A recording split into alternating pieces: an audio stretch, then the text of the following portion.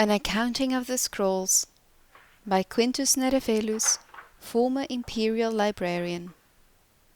An author's report on the Elder Scrolls and his subsequent entry into the cult of Ancestor Moth.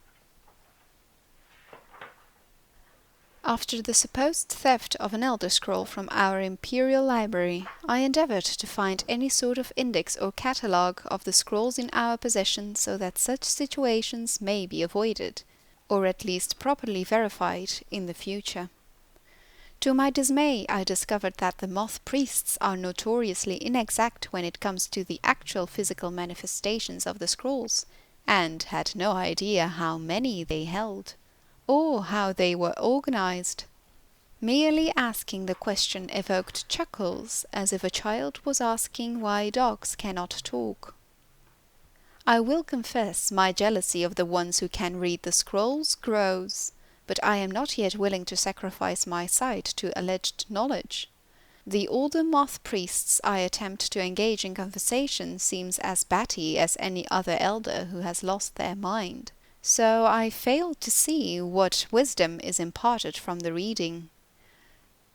In any case, I set out to create my own index of the Elder Scrolls, in cooperation with the monks.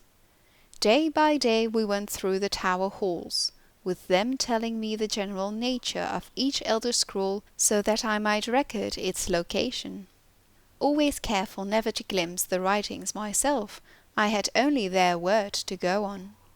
I meticulously drew out a map of the chambers, where scrolls relating to various specific prophecies were located, where particular periods of history were housed.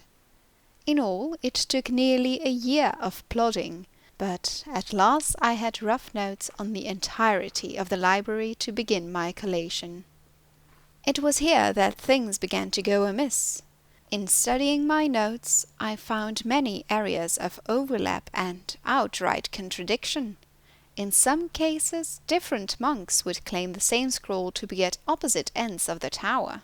I know they have no taste for jesting, or else I would suspect I was being made the fool in some game of theirs. I spoke to one of the elder monks to relate my concerns, and he hung his head in sorrow for my wasted time. "Did I not tell you," he coughed, "when you started this, that all efforts would be futile? The scrolls do not exist in countable form." I had thought you meant there were too many to be counted. "There are, but that is not the least of their complexities. Turn to the repository behind you, and tell me how many scrolls are locked therein." I ran my fingers over the metal casings, tallying each rounded edge that they encountered.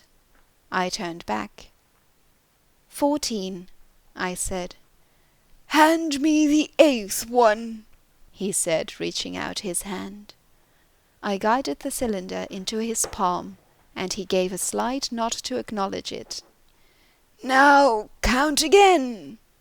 Humouring him, I again passed my hands over the scrolls, but I could not believe what I was feeling.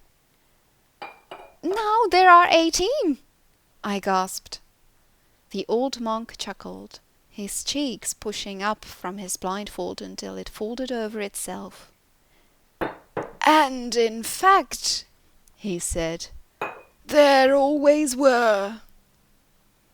It was then that I enrolled as the oldest novice ever accepted into the cult of the Ancestor Moth.